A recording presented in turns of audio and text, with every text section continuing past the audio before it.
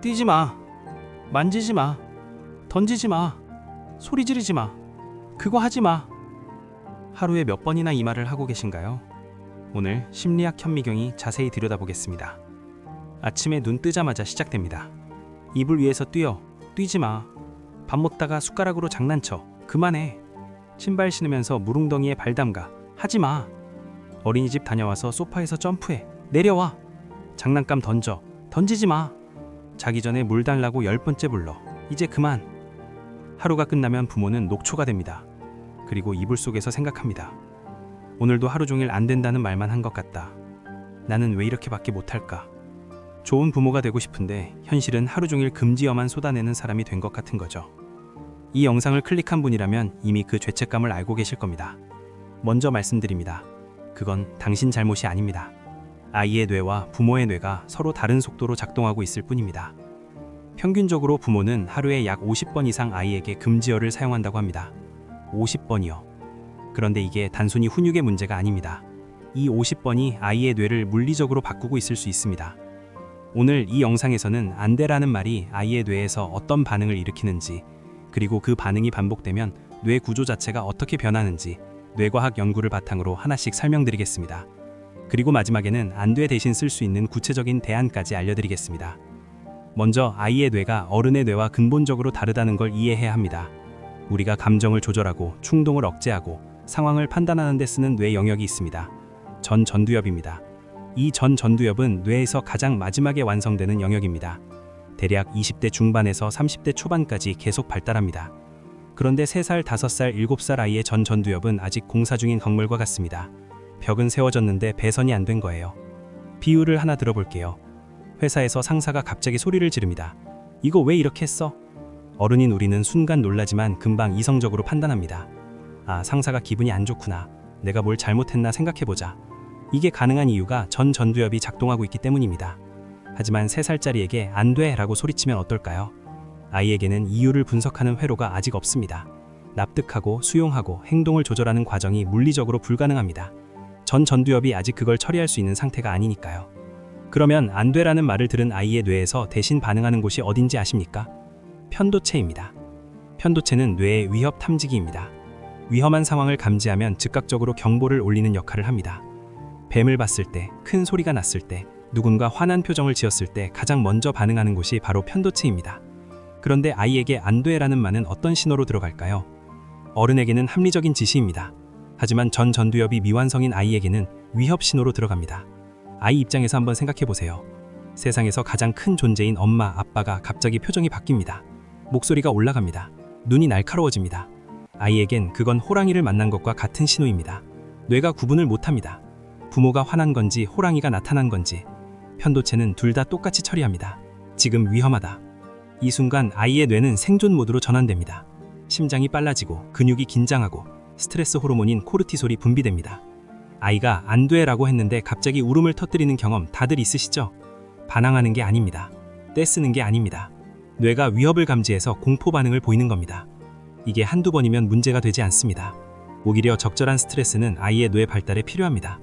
문제는 이게 하루 50번, 매일, 매주, 매달 반복될 때입니다. 2021년 몬트리올 대학교와 스탠퍼드 대학교 공동연구팀이 충격적인 연구 결과를 발표했습니다. 사브리나 수프렌 박사 연구팀은 태어날 때부터 추적 관찰한 아이들의 데이터를 분석했습니다. 2세부터 9세까지 매년 부모의 양육 방식과 아이의 불안 수준을 평가했고 12세에서 16세 사이에 뇌 MRI 촬영을 실시했습니다. 결과가 어땠는지 아십니까? 반복적으로 화를 내고 소리를 지르고 흔들고 거칠게 훈육한 부모의 아이들은 그렇지 않은 아이들에 비해 전두엽과 편도체의 크기가 유의미하게 작았습니다. 여기서 소름 끼치는 부분이 있습니다. 이건 심각한 학대를 당한 아이들에게서만 나타나던 뇌 변화입니다. 그런데 이 연구에서 관찰한 건 학대가 아니었습니다. 사회적으로 용인되는 수준의 훈육이었습니다. 소리 지르기, 반복적 꾸짖기, 화난 표정으로 금지하기. 솔직히 말해서 대부분의 부모가 매일 하는 행동들이었습니다. 나도 저거 하는데 그 생각이 들었다면 당신만 그런 게 아닙니다. 캐나다와 전 세계 대부분의 부모가 이 범위 안에 있었습니다. 수프란 박사는 이렇게 말했습니다. 심각한 학대에 미치지 않는 수준의 거친 양육도 아이의 뇌 구조를 변화시킬 수 있다는 것이 처음으로 확인되었다. 이 말이 부모를 겁주려고 하는 게 아닙니다.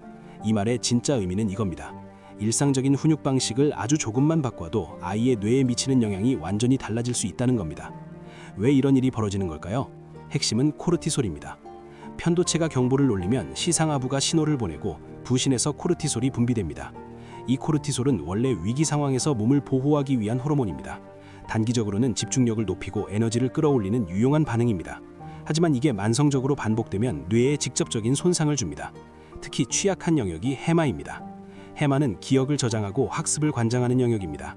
아이가 한글을 배우고 숫자를 세고 친구 이름을 기억하는 게 다 여기서 일어납니다. 그런데 이 해마가 코르티솔에 반복 노출되면 줄어듭니다. 2020년 네이처 사이언티픽 리포트에 실린 연구에 따르면 6에서 7세 아이들의 모발 코르티솔 농도를 측정했더니 코르티솔 수치가 높은 아이일수록 해마의 특정 하위 영역이 유의미하게 작았습니다. 스트레스를 많이 받는 아이일수록 기억과 학습을 담당하는 뇌가 줄어들고 있었다는 겁니다. 아이가 한 말을 10번 해도 못 알아듣는 것처럼 느껴질 때가 있으시죠? 그게 아이가 일부러 무시하는 게 아닐 수 있습니다.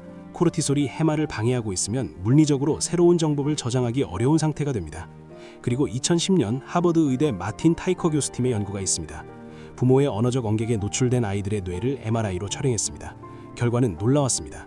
언어를 처리하는 영역인 좌측 상측두에 브로드만 영역 22번의 회백질 부피가 14.1%나 증가해 있었습니다. 이건 좋은 의미의 증가가 아닙니다. 정상적인 발달 과정에서는 청소년기에 이 영역이 가지치기를 통해 효율적으로 줄어들어야 합니다. 가지치기라는 건 필요 없는 신경 연결을 정리해서 뇌를 더 빠르고 정확하게 만드는 과정입니다. 나무를 생각하시면 됩니다. 가지가 무성하게 자란 나무보다 불필요한 가지를 쳐낸 나무가 더 튼튼하고 효율적으로 자라죠. 그런데 부모의 부정적 언어에 반복 노출된 아이들은 이 가지치기가 제대로 일어나지 않은 겁니다. 뇌가 계속 과잉 경계 상태에 놓여서 정상적인 발달 경로를 벗어난 거죠. 그리고 이 아이들에게서 불안, 우울, 분노, 신체화 증상이 유의미하게 높게 나타났습니다. 자, 여기서 오해하면 안 되는 게 있습니다. 안 돼를 아예 하지 말라는 게 아닙니다. 아이가 도로에 뛰어가면 당연히 안 되라고 해야 합니다. 뜨거운 걸 만지려고 하면 당연히 막아야 합니다. 위험 상황에서의 금지는 아이의 생존을 위해 필수적입니다. 문제는 습관적 금지입니다. 위험하지 않은 상황에서 반복적으로 쏟아지는 안 돼가 문제인 겁니다. 소파에서 뛰는 것, 물 가지고 노는 것, 큰 소리로 노래하는 것, 솔직히 이건 위험한 게 아니잖아요. 부모가 피곤한 겁니다. 퇴근하고 들어왔는데 아이가 소파에서 뛰고 있으면 피곤한 아빠 입에서도 자동으로 나옵니다. 그만 뛰어. 그리고 그것도 당연합니다.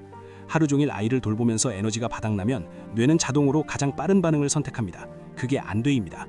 부모의 전전두엽도 피곤하면 편도체에게 주도권을 넘겨줍니다.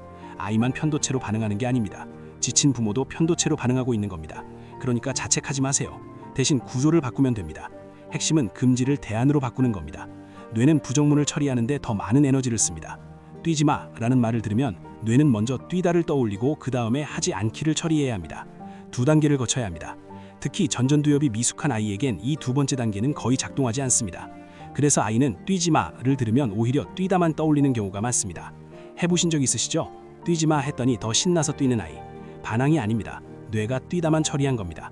대안은 이겁니다. 뛰지 마 대신 걸어볼까? 만지지 마 대신 이걸 만져볼래? 소리 지르지 마 대신 엄마한테 작은 목소리로 알려줘. 던지지 마 대신 이건 여기에 놓아보자. 올라가지 마 대신 여기 앉으면 더 재밌을걸? 이렇게 바꾸면 뇌는 한 단계만 처리하면 됩니다. 걷다를 떠올리고 바로 실행하면 되는 겁니다. 전전두엽에 가해지는 부담이 절반으로 줄어들고 편도체가 활성화되지 않고 코르티솔이 올라가지 않습니다. MIT에서 진행한 연구에 따르면 부모와 아이 사이에 양방향 대화가 많을수록 아이의 프로카 영역, 즉 연어 처리 영역의 활성도가 유의미하게 높았습니다. 단순히 말을 많이 하는 것보다 아이와 주고받는 대화가 뇌 발달에 더 효과적이라는 겁니다. 안 되는 일방향입니다. 걸어볼까는 양방향의 시작입니다. 아이가 싫어라고 해도 괜찮습니다. 그건 대화가 시작됐다는 신호니까요. 실전에서 바로 적용할 수 있는 방법을 정리해드리겠습니다. 첫 번째, 하루 금지어 횟수를 세어보세요. 오늘 하루 안 돼를 몇 번 말했는지 의식적으로 세어보는 겁니다. 폰 메모장에 정자를 긋는 것만으로도 충분합니다. 인식하는 것만으로도 습관적 금지가 줄어들기 시작합니다. 뇌과학에서 이걸 메타인지라고 합니다. 자기 행동을 관찰하는 순간 전전두엽이 활성화되면서 자동 반응이 억제됩니다. 부모의 전전두엽을 먼저 켜는 겁니다. 두 번째, 안 돼를 말하기 전에 2초만 멈추세요. 2초면 충분합니다. 이 2초 동안 한 가지만 판단하세요. 지금 이 상황이 진짜 위험한가? 아니면 내가 피곤한가? 진짜 위험하면 즉시 금지하세요. 그건 맞습니다. 하지만 위험하지 않다면 금지 대신 대안을 말해보세요. 이 2초가 아이의 편도체를 쉬게 해줍니다.